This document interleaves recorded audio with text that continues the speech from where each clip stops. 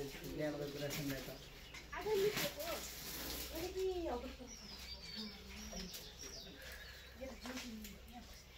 पछि हो केटाडीको डर लाएर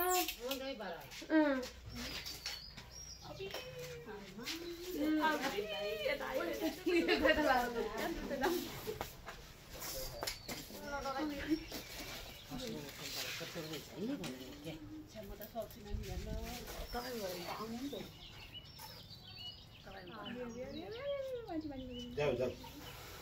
भित्र जाऊ त तिम्रो घर ल्याइदिन्छु मैले दुईटा निक्लेको थियो क्या हिजो त आज यति रहेछ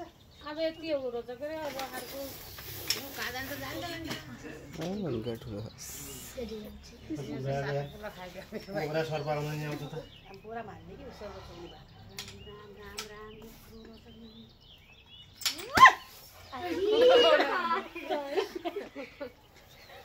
हेर्नै नसकेर छोरी नलाएर कति भयो त्यो केटाले नि देखेर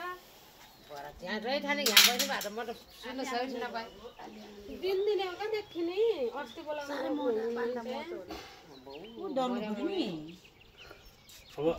भाइ अब यसलाई जङ्गलमा लाने हो हजुर छैन कान्छ अर्को छैन दिदी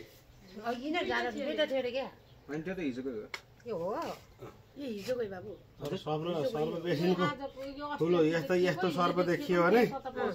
सर्पलाई मार्ने काम नगर ल म भ्याएसँग त आउँछु नजिकै भएपछि होइन मार्न हुन्न यहाँ नागा खान्छ असाध्यै नराम्रो हुन्छ अन्त नि यो सर्प मुसा खाने सर्प हो डर लाग्ने भएर गणौलासँग डर लाग्छ यो हाम्रो वरिपरि भइदियो भने यसले चाहिँ मुसा खान्छ हाम्रो खेती